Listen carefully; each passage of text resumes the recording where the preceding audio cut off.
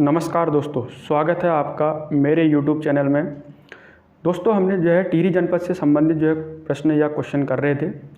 आज जो है उससे आए के क्वेश्चनों को हम जो है यहाँ पर को करेंगे। दोस्तों, क्वेश्चन है, गणेश प्रयाग में किन नदियों का संगम होता है? तो ऑप्शन है आपके 4 ऑप्शन है, अलकनंदा प्लस मंदाकिनी, भागीरथी और अलकनंदा, भिलंगना और जो है भागीरथी, और भिलंगना और बालगंगा। तो गणेश प्रयाग में जो है किन नदियों का संगम होता है? तो हम जानते हैं कि भिलंगना और भागीरथी नदी का संगम होता है गणेश प्रयाग, जो कि पुराना टिहरी भी कहा जाता है। उसके अलावा यहाँ पर को जो अदर ऑप्शन है उनसे जो है क्या क्वेश्चन बन सकते हैं?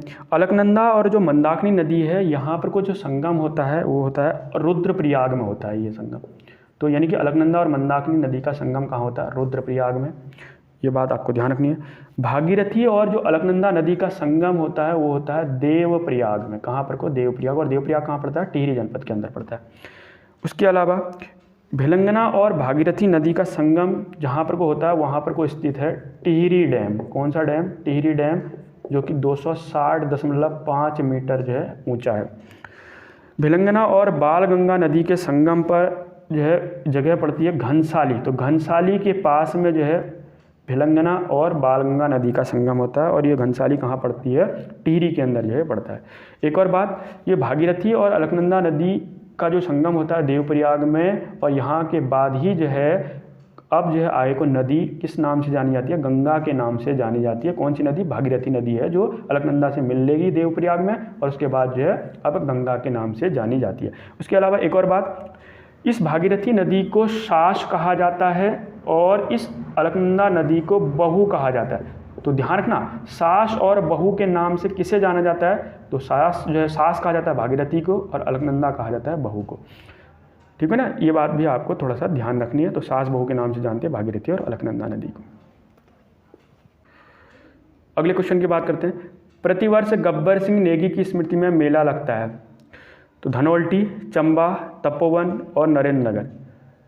क्वेश्चन के जवाब से पहले गब्बर सिंह नेगी के बारे में बात करें तो प्रथम विश्व युद्ध के समय 1915 ईस्वी में विक्टोरिया क्रॉस, 1915 में विक्टोरिया क्रॉस से सम्मानित, विक्टोरिया क्रॉस से सम्मानित किसको किया गया था? गब्बर सिंह नेगी को। कब? 1915 में। उससे पहले जो है दरबान सिंह नेगी को भी जो है विक्टोरिया क्रॉस से सम्मानित किया गया। 2 व्यक्तियों को किया गया, तो इसको थोड़ा सा ध्यान रखना। उसके अलावा अगर बात करें तो गब्बर सिंह नेगी से एक और 39वीं गढ़वाल राइफल, कौन सा? 39वीं गढ़वाल राइफल की दूसरी बटालियन। कौन सी बटालियन की? दूसरी बटालियन। 39वीं गढ़वाल राइफल की दूसरी बटालियन में राइफलमैन थे कौन? राइफलमैन थे कौन? गब्बर सिंह नेगी। ये बात आपको ध्यान रखनी थी। 39वीं गढ़वाल राइफल की दूसरी बटालियन में राइफलमैन थे गब्बर सिंह नेगी, और 1915 में इनको विक्टोरिया क्रॉस से सम्मानित किया गया। उसके अलावा अगर बात करें इस क्वेश्चन का आंसर, तो गब्बर सिंह नेगी की स्मृति में मेला लगता है कहाँ पर को? चंबा के अंदर। अगर चंबा की बात करें तो यहाँ पर को गब्बर सिंह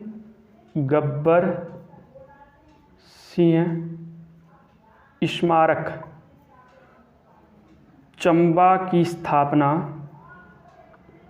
1925 ईस्वी में की गई है। कब की गई है? 1925 ईस्वी में हुई है। ये बात आपको ध्यान रखनी है। उसके अलावा तपोवन से अगर बात की जाए तो मुनि की रेती के निकट स्थित है ऋषिकेश में।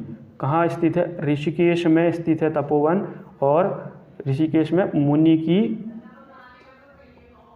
रेती के निकट, कहाँ पर को? निकट में स्थित है। ये बात आपको थोड़ा सा ध्यान रखनी है।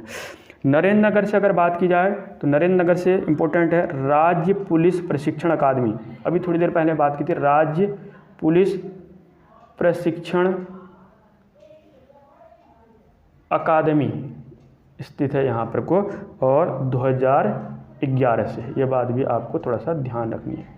ठीक है ना? तो ये बात आपको। अगला क्वेश्चन, कुंजापुरी देवी मंदिर स्थित है नरेंद्र नगर, कीर्तिनगर, प्रताप नगर और नागटिब्बा। तो कुंजापुरी जो देवी मंदिर स्थित है वो है नरेंद्र नगर के अंदर। अदर ऑप्शनों की अगर बात की जाए तो सबसे पहले बात करते हैं नरेंद्र नगर। तो 1921 ईस्वी में 1921 ईस्वी में नरेंद्र शाह द्वारा नरेंद्र शाह द्वारा स्थापना हुई है नरेंद्र नगर की। ये बात आपको थोड़ा सा ध्यान रखनी है। एक बात, कीर्तिनगर की अगर बात किया जाए तो 1948 में एक विद्रोह हुआ जिसको बोलते हैं कीर्तिनगर विद्रोह, हुआ कब? 1948 ईस्वी में। प्रताप नगर की अगर बात करें तो 1877 ईस्वी में इस प्रताप नगर की स्थापना किसके द्वारा की गई है? प्रताप शाह के द्वारा की गई है। ये बात हमने पहले भी पढ़ी है। नागटिब्बा की अगर बात करें तो कहाँ स्थित है अगर पूछ लिया तो टिहरी में स्थित है, टिहरी में स्थित है। ये बात आपको ध्यान रखनी है। अगला क्वेश्चन है, गढ़वाल का सबसे बड़ा और गहरा ताल कौन सा है? महासर ताल, सहस्त्र ताल, मंसूर ताल और यम ताल। तो गढ़वाल का जो सबसे बड़ा और गहरा ताल है उसका नाम है सहस्त्र ताल। उसके अलावा महासर ताल अगर बात करें तो किस ताल को भाई बहन का ताल कहा जाता है? ये बात ध्यान रखना, भाई बहन का ताल कहा जाता है किसको? महासर ताल को। ये इंपॉर्टेंट क्वेश्चन है।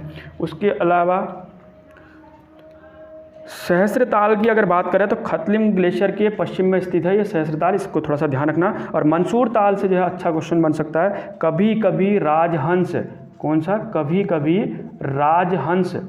राजहंस जो है कौन से ताल के निकट देखने को मिलते हैं? तो मंसूर ताल के पास जो है कभी कभी राजहंस हमको देखने को मिलते हैं। उसके अलावा यमताल से जो है बहुत अच्छा जो क्वेश्चन बनता है, वर्ष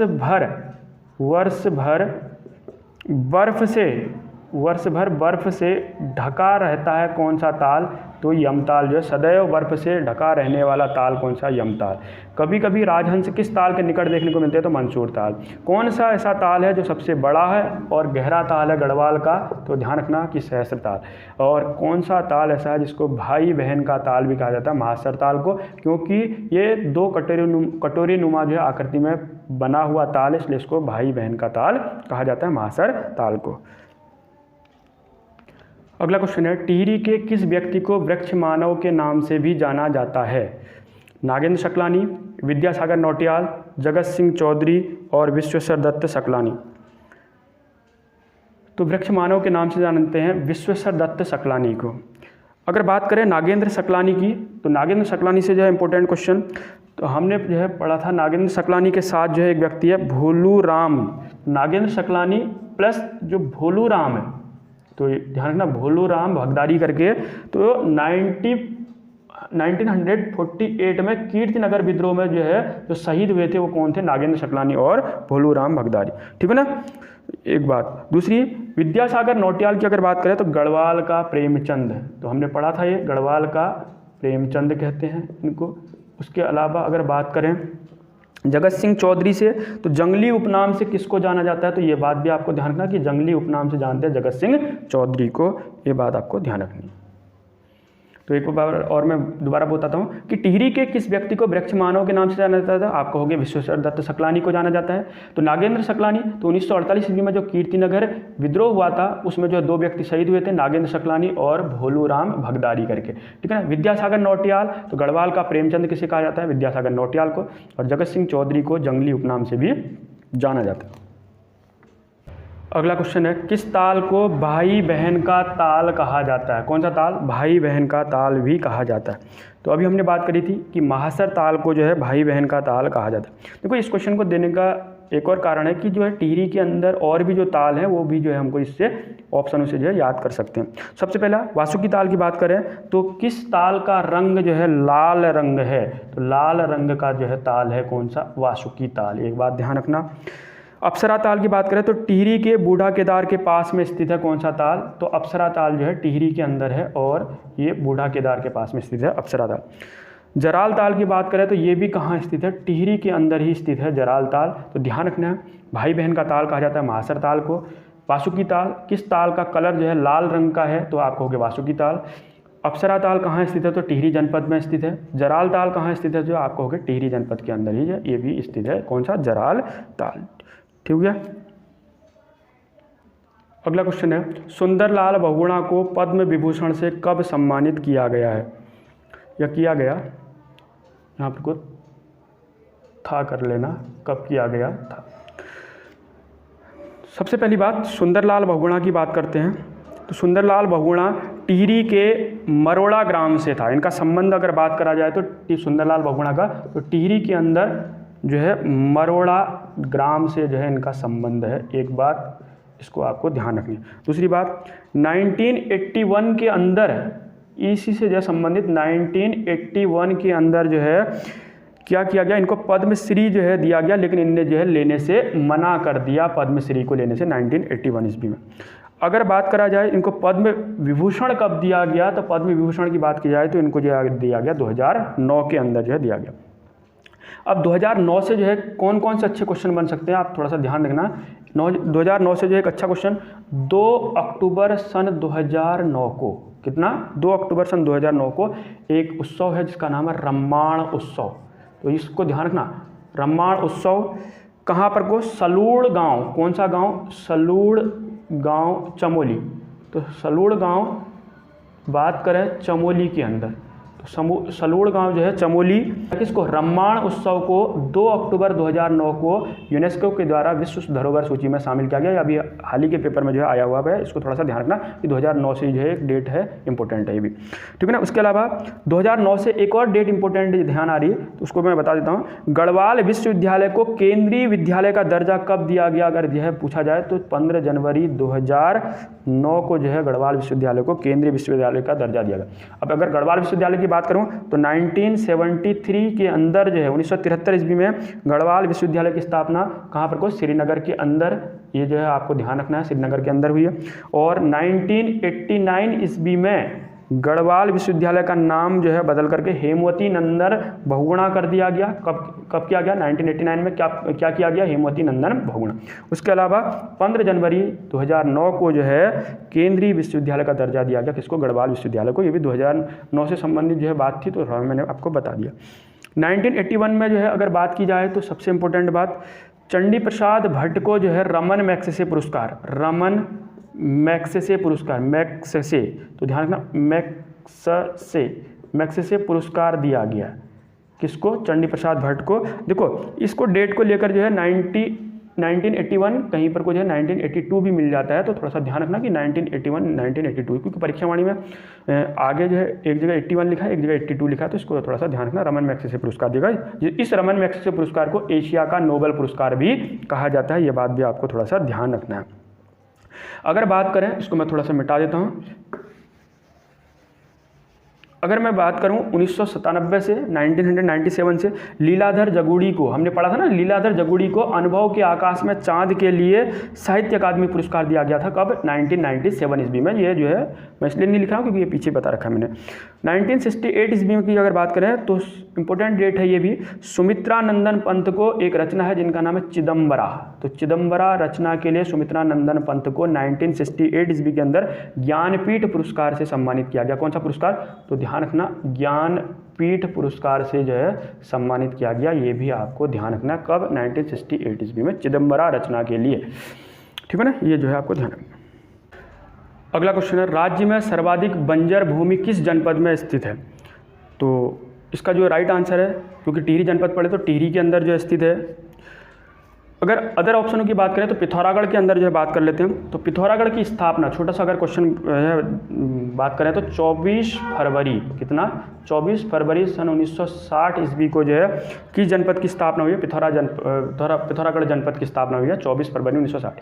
उत्तरकाशी, पिथौरागढ़ और चमोली तीनों की जो है स्थापना 24 फरवरी 1960 ईस्वी को हुई है। ये बात आपको थोड़ा सा ध्यान रखना। हरिद्वार की अगर बात करें तो हरिद्वार की जो स्थापना कब हुई है, 28 दिसंबर सन 1988 ईस्वी को जो है हरिद्वार जनपद की स्थापना हुई है। उधम सिंह नगर जनपद की बात करें तो 1995 यानी कि 1995 ईस्वी में जो है किसकी स्थापना हुई है, उधम सिंह नगर जनपद की। और टिहरी का अगर बात करें भारत में विलय कब हुआ, तो 1 अगस्त, बहुत इंपॉर्टेंट है ये, 1 अगस्त 1949 को टिहरी का भारत में विलय या भारतीय संघ में विलय हुआ। और टिहरी का भारत में विलय कर इसे यूपी का, यानी कि यूपी का कौन सा 50वां जिला बनाया गया। ये बात भी आपको ध्यान रखना, कौन सा जिला बनाया गया, यूपी का 50वां जिला बनाया गया। ये भी आपको ध्यान, ये मोस्ट इंपॉर्टेंट जो है क्वेश्चन है, इस बात को आप ध्यान रखना कि कब जो है भारतीय संघ में टिहरी का विलय हुआ, 1 अगस्त 1949 के। जिस समय जो है विलय हुआ उस समय शासक कौन था, तो मानवेंद्र शाह जो है उस समय जो है शासक हुआ करते थे। ये बात भी आपको ध्यान रखना है, ठीक है, इम्पोर्टेंट है। दोस्तों आज इतना ही, इससे आगे के क्वेश्चन हम अगली वीडियो में करेंगे। धन्यवाद।